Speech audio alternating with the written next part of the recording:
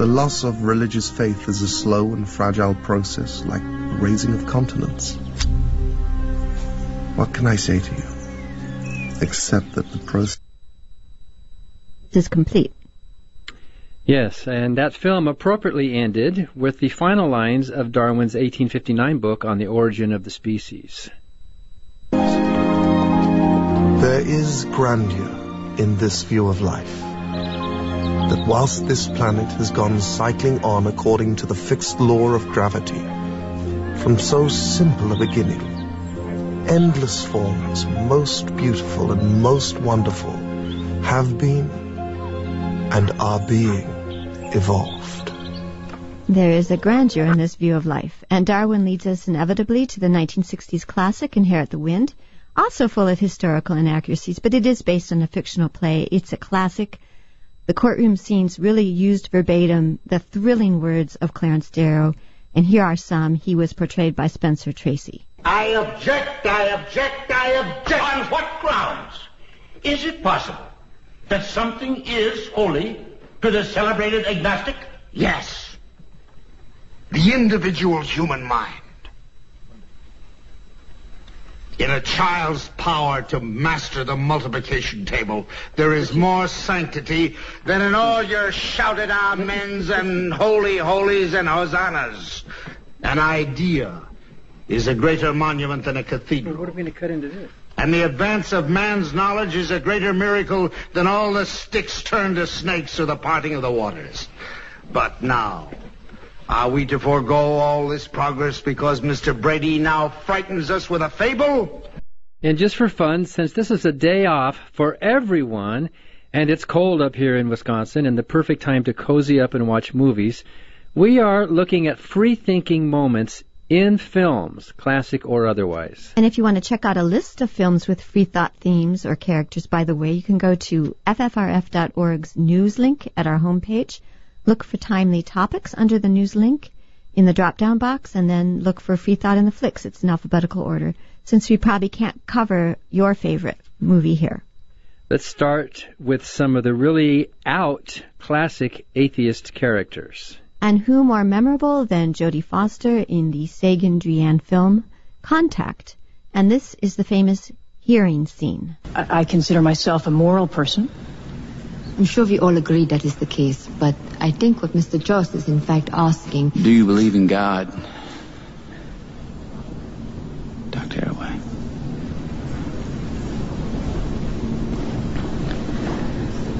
As a scientist, I rely on empirical evidence, and in this matter, I don't believe that there is data either way. So your answer would in fact be that you don't believe in God? I don't understand the relevance of the question. Dr. Arroway, 95% of the world's population believes in a supreme being in one form or another. I believe that makes the question more than relevant. Dr. Arroway?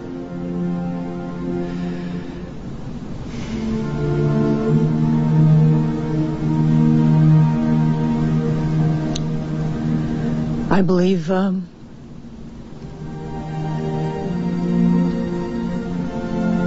I've already answered that question.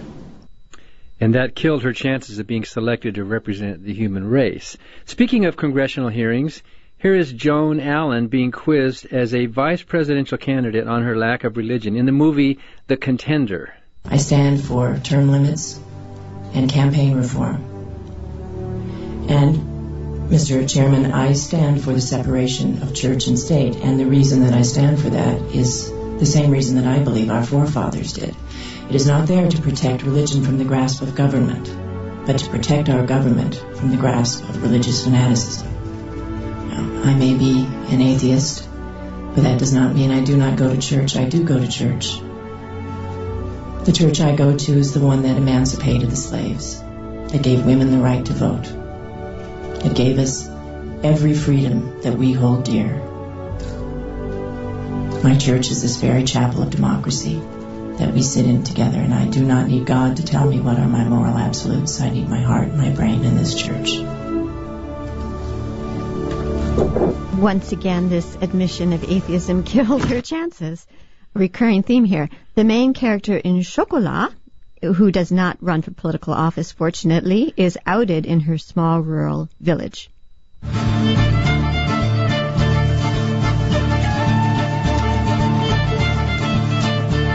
heard she was some kind of radical.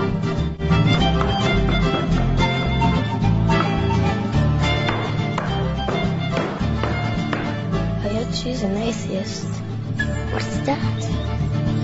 Don't know. I heard she is an atheist. What's that? I don't know. The actress in that movie is Juliette Binoche, and here she is sparring with the Roman Catholic mayor. By the way, in the book, that character was actually a priest, but they changed it to a mayor. What will be your visit? Well, as mayor of Lansquenet, I want to welcome you to the community and to invite you to worship with us at Mass on Sunday. That's very kind of you, but actually we don't attend. There you go. Now, here's a completely different take on religion. This is Burt Lancaster in his Oscar-winning role as Sinclair Lewis's Elmer Gantry. Sin, sin, sin. You're all sinners. You're all doomed to perdition.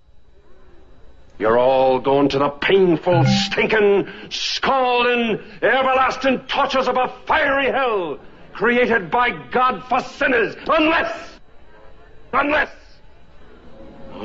you repent. Repent with Sister Falconer! There she goes. Is that like Catherine Kuhlman's faith healings that you used to go to, Dan? It was like demon possession. And by the way, Burt Lancaster was a non-believer who wanted to play that. A lot of these actors, actually, Jodie Foster, have interestingly been cast in type.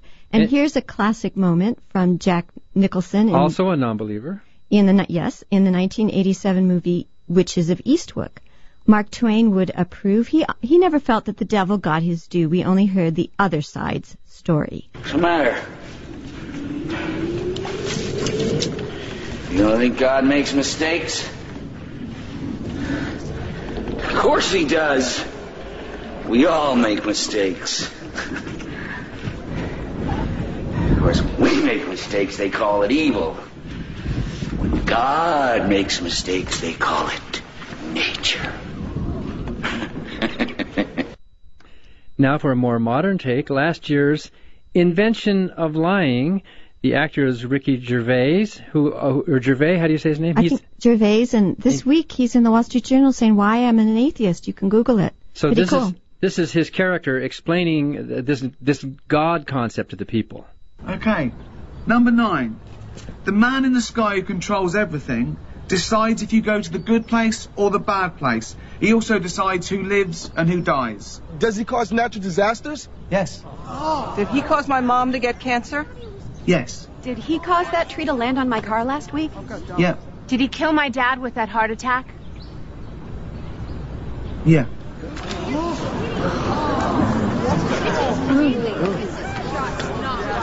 I say, the man that lives in the sky. Yeah, that guy's evil. That guy's a coward, hiding up there doing bad things to us. Why didn't he do it to our faces? We have to stop that evil bastard before he kills us all. Wait, listen. The man who lives in the sky and controls everything is also responsible for all the good stuff that happens.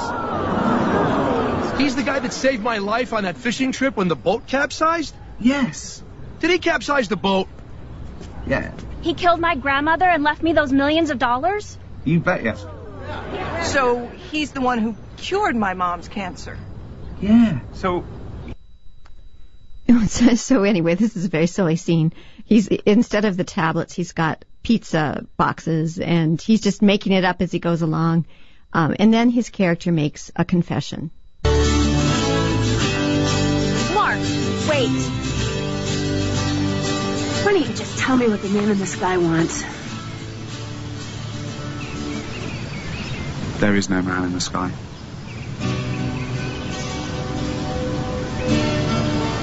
Why did you say there was? I couldn't stand the look on my mum's face when she was dying. things just escalated. But So religion was a way of dealing with the uncertainties and the questions of life, like the questions of death, and this movie brings that out quite nicely. Now, here's another classic movie. It has a lot of religious music in it, but George Clooney, another non-believing actor in real life, apparently he's not very religious at all. Here he is. He's taking his religious pals to task in the movie Oh Brother, Where Art Thou? The preacher said it absolved him. For him, not for the law. Surprised you, Pete. I gave you credit for more brains than Delmer. But they was witnesses seen us redeemed. That's not the issue, Delmer. Even if it did put you square with the Lord, the state of Mississippi's a little more hard-nosed. You should have joined us, Everett. It couldn't have hurt none. Hell, at least it would have washed away the stink of that pomade. Join you two ignorant fools in ridiculous superstition, thank you anyway, and I like the smell of my hair treatment. The pleasing odor's half the point.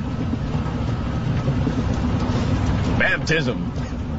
You two are just dumber than a bag of hammers. Well, I guess you just might cross the bear. Pull over, Everett. So, speaking of Mississippi, that's where they were. I wonder what they would think of our soul sign up in there. Well, I think the George Clooney character just might approve. Now, we don't have clips of everything else that's our favorite movies. I think one of the more powerful looks at religion is the Magdalene Sisters. And if you have not seen it, although it's very grueling, it's so well done. It will fly by, and it's a beautiful look at reality when the Roman Catholic Church ruled Ireland and what they did to children and fallen women in that country, put together by a Scottish free-thinking actor, actually was the director. And there's a whole lot, every variety of movie that you can think of, from Blade Runner to Bob Roberts to this silly Blasphemy. Well, and then Raisin in the Sun, are we going to talk about that movie? Well, Raisin in the Sun. Lorraine Hansberry's movie. The Cider House Rules. We talked about Contact. Born Yesterday. We played Ingersoll from that. He's recited in that movie. Empire of the Sun has a little boy who's an atheist. The Handmaid's Tale, Heaven, Jesus Christ Superstar. We could go on and on. Of course, Monty Python. All of the Monty Python flicks are Every great. sperm is sacred. The Name of the Rose.